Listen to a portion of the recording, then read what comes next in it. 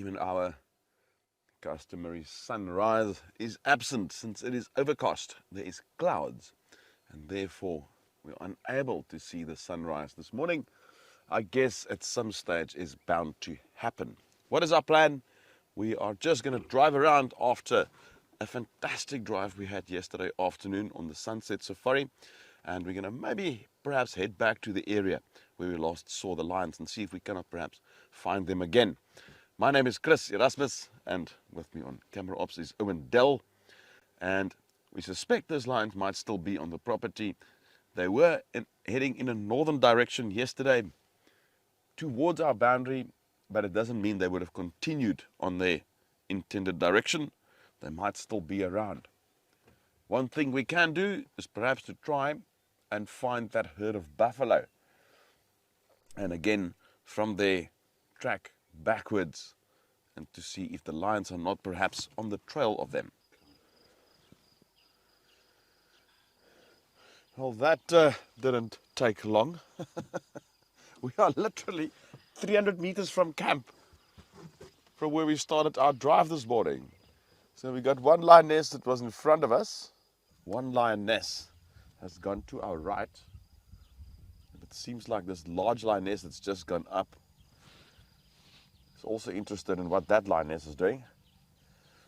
Oh, she is such a big lion. She's a big girl. And it looks like they have managed to eat something last night. We can see that belly is rather full. And that's not a pregnant foal. No, they definitely ate something. You can see they're all bulging bellies.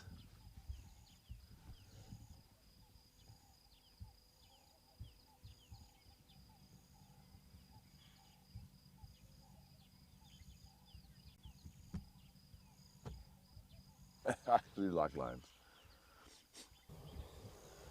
And there's one young one that's just observing this whole thing unfolding. It's a learning curve for it. Alright, I want to go and investigate what those lionesses are after. Shall we quickly reposition and check it?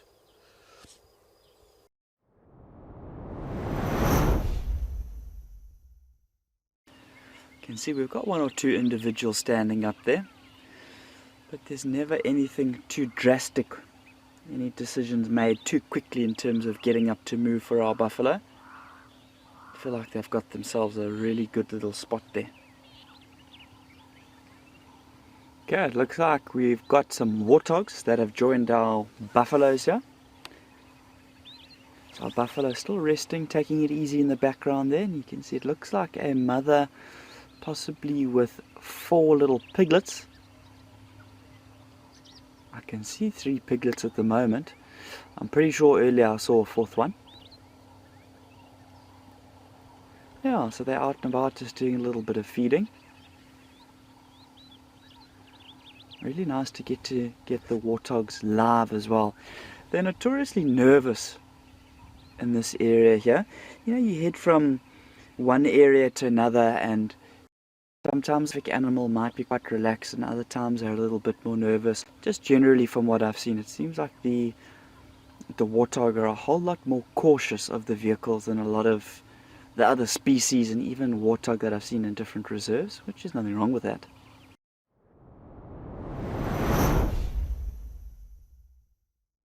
No, just watching these reedbuck, they're a little bit starey at the moment.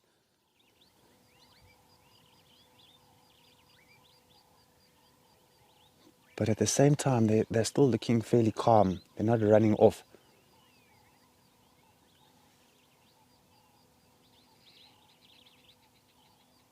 And of course, you know, the common reedbuck, if you look at their size, which is a little bit bigger than Amakhala, this is a perfect size meal for cheetah. You don't often see reedbuck here in Amakhala. It's one of the rarer antelopes to be seen out here. If you go into the far northern section of Amakhala Game Reserve, then they can be seen. I would say mountain zebra is a species in the wild, where there's predators and where there's parasites and things like that. I would say their lifespan would be about if they were lucky, maybe 12, 14 years old, if they were lucky in the wild. That's my guess, at least.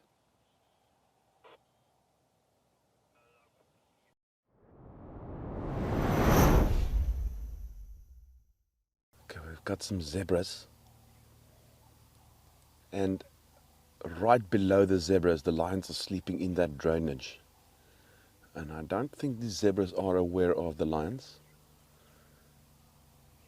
Except that one in the front, he is looking down, or she rather.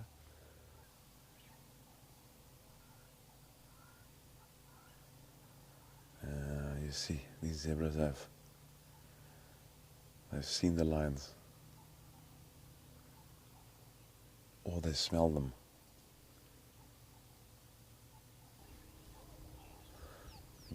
Janet is asking if the zebras seen the lions or did they smell them. I think a bit of both there, Janet. This incredible hornbill sighting. These ground hornbills are still up in the tree here. Looks like, say, a juvenile on the right and an adult male on the left, still carrying his piece of broken millipede around with him like a puppy dog with a toy. I can only assume that he's hoping that the female will be interested in it, but so we did see her snap a piece off and then spit it out with a bit of disdain earlier on. The young one is vocalizing quite a lot, sort of making some noises, and we've heard the male sort of do a half-hearted booming call as well. But I don't think he's feeding the chick. I'm wondering if he's not got something in store for his lady friend, but I'm not sure where she's gone for now. She must be in the grass foraging.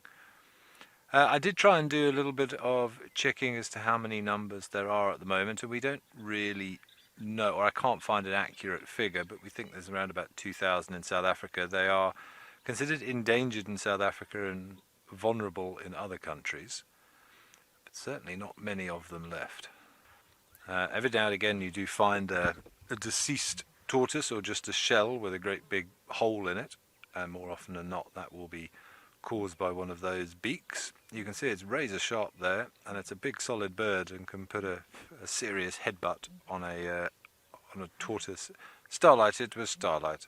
Starlight, my apologies, that was you. Yes, you can see that flap of skin expanding and contracting. I don't know if you can hear it, but let me stay quiet for a bit.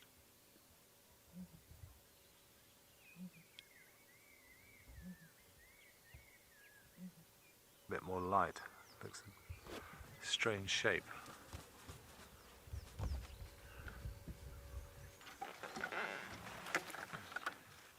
Okay, so we've got all three of them up in this dead, looks like an old knobthorn. So the male on the right, still with whatever it is he's carrying, the juvenile up on the top, and that's the female on the right now at the top.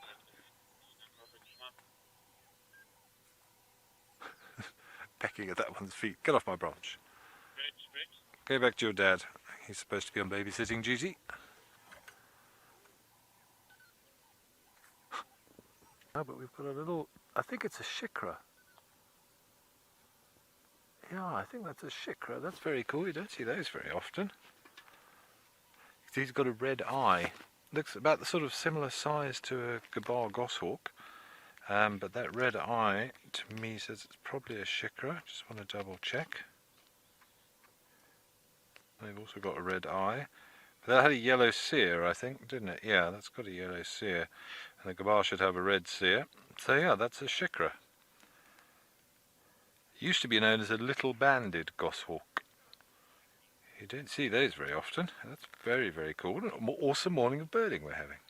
I think if you encounter a big elephant, you're probably going to change your course.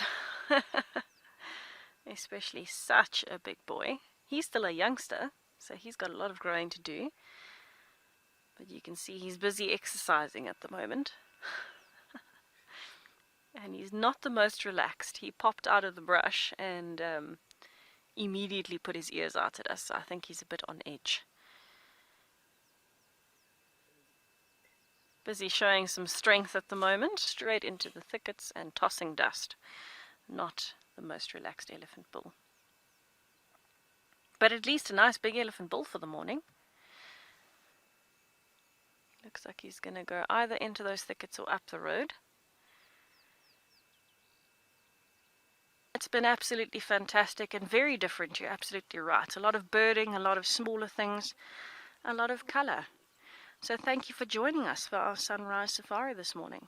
Wherever you are, we hope you have a fantastic day. And if you want to keep it wild out in nature between now and our sunset safari this afternoon, you can stay tuned for Escape into Nature, which will be starting straight after our sunrise safari.